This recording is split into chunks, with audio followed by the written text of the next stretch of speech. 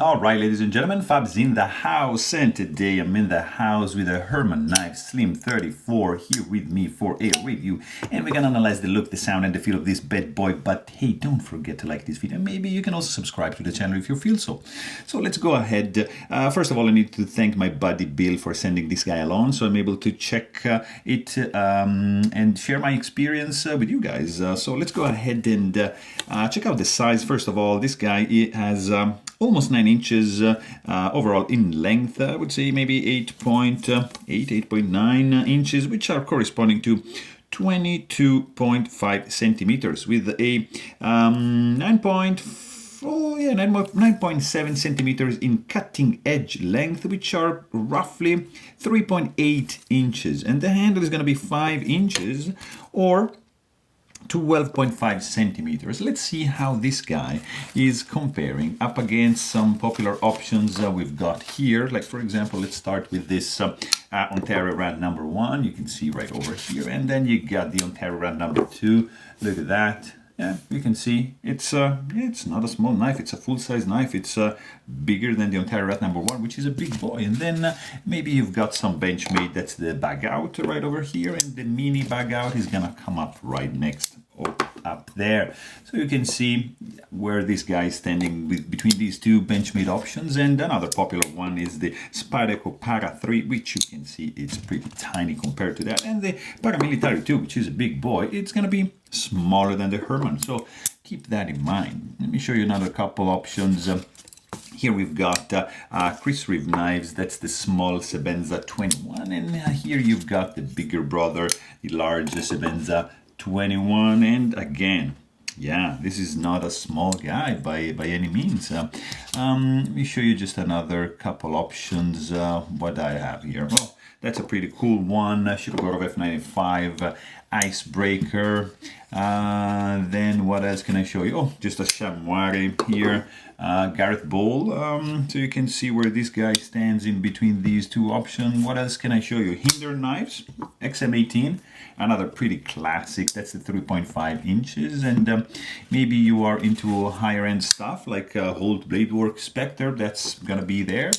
And that is it, guys. You want to see one more? Something fancy, because we're talking about fancy stuff. Here you have your 520. That's a custom by Philippe Georget, and it's a fantastic one.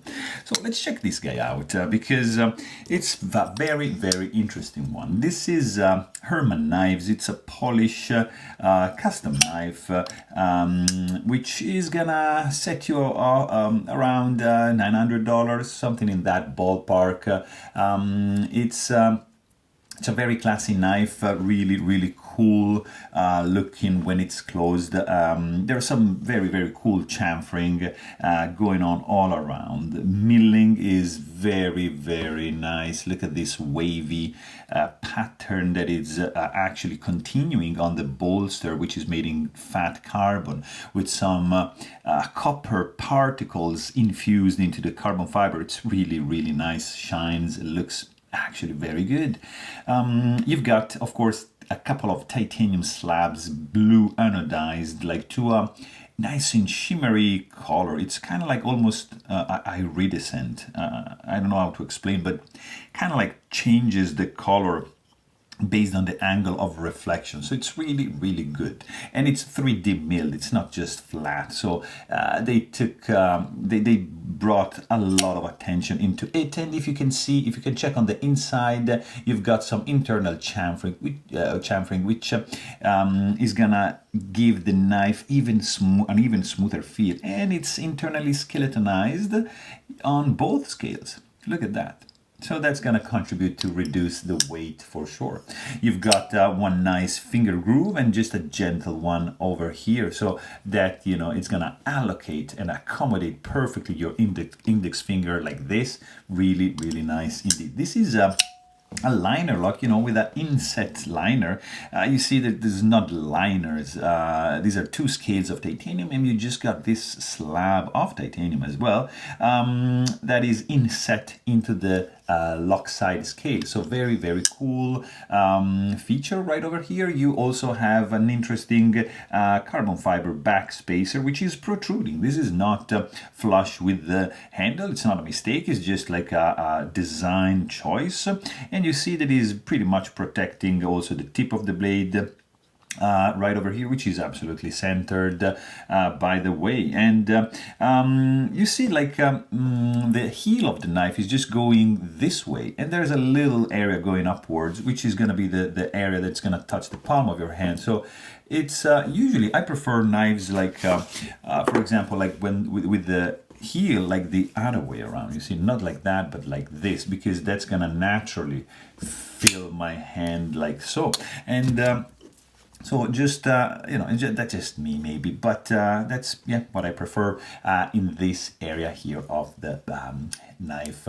You've got a quite pointy flipper tab. You can do a push button, but it's gonna be pointy. So yeah, just, I mean, it works, but the angle, you see, is just like made for light switch, and that's gonna be my preferred deployment mechanism for this guy.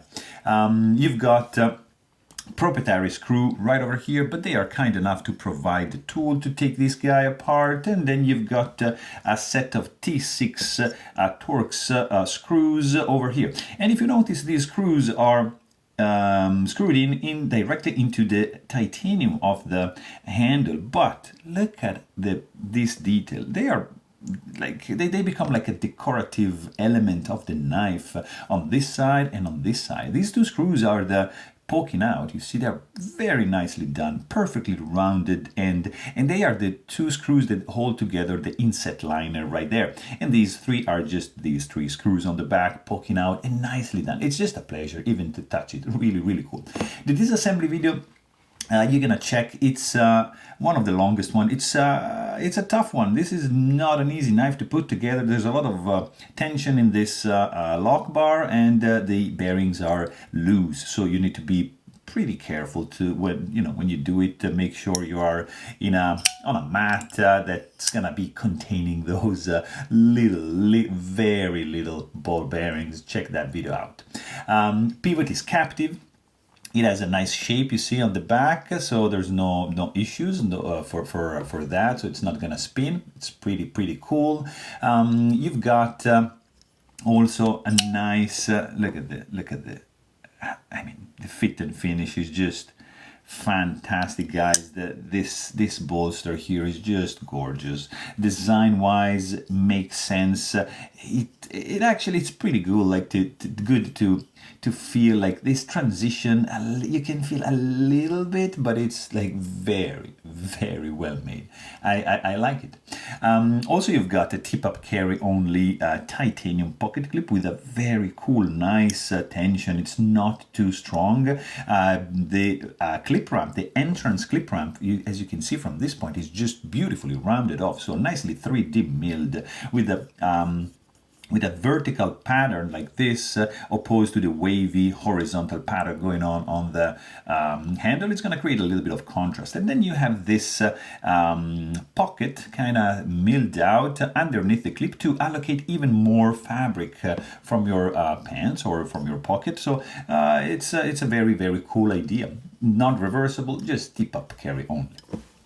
And then you meet this pretty cool, beautiful blade with some chamfering going on the spine, and then a little swedge right up the tip of the blade, and basically you have 100% belly up to the sharpening joint, full flat grind, M390 steel, stone washed finish. You've got some nice chamfering going on around the flipper tab. You've got the Herman logo, which is subtle. I mean, it's deep. It's a deep etch. I mean, it's engraved on the blade and also on the back. M390. It's not obtrusive because kind of like disappears, you see, based on the angle of incidence of the light. So it's not that too the billboarding is there, but it's not too bad.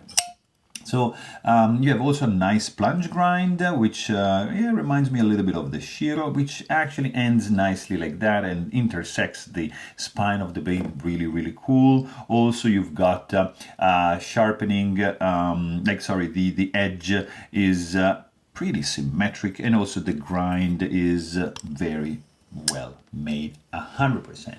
Also, you got something really, really peculiar in this one, which is the sound, because hear this, guys. That's like,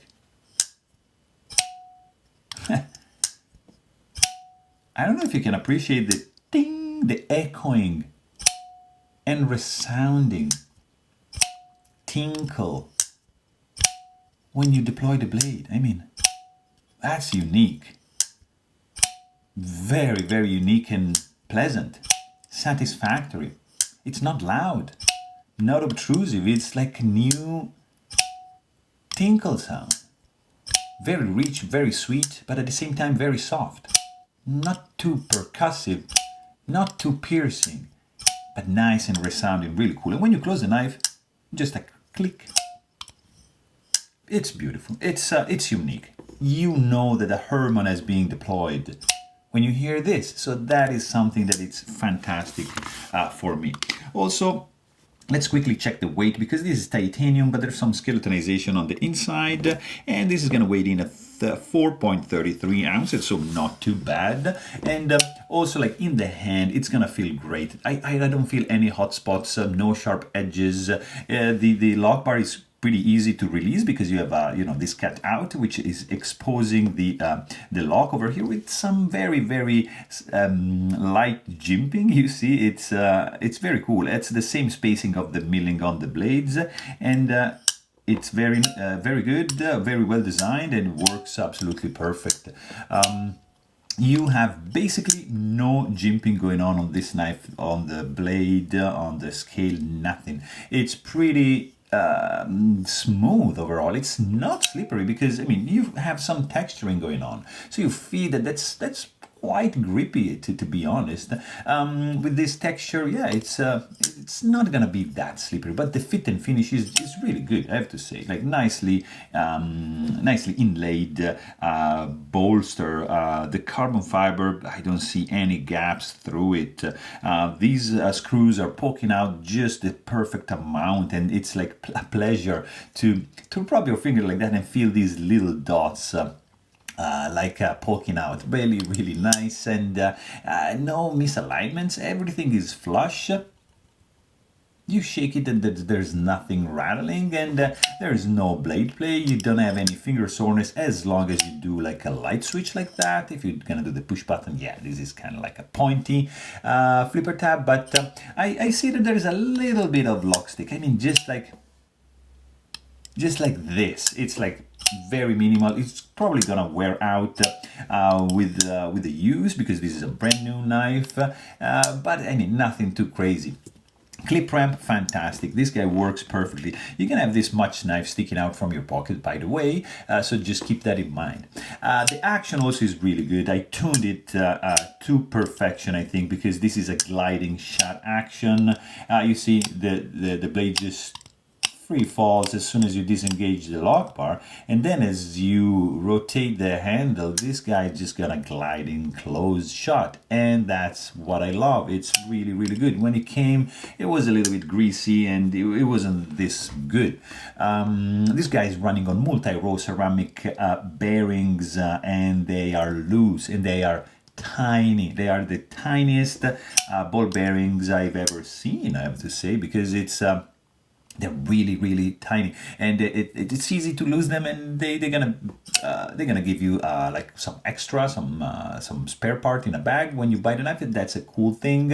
And this pivot system is just giving you a fast deployment action and a gliding shot action, which is something really, really cool. And together, combined with this pretty cool sound, and the detent is, I would say, on the medium to light side. Yeah, it's not a strong detent, but combined to the sound, combined to the look, combined to the ergos, I think it makes this guy a winner, like complete winner, because it looks pretty elegant. It is a big knife, but doesn't feel that big in the hand. Really cool blade shape. I like the handle. I love the sound. I love the action after I tuned it, and I spent quite some time, but it doesn't matter. Now it's a pretty cool one. So there you have it. Hope you guys enjoyed this video, and please don't forget to subscribe. Thanks for watching. Stay tuned.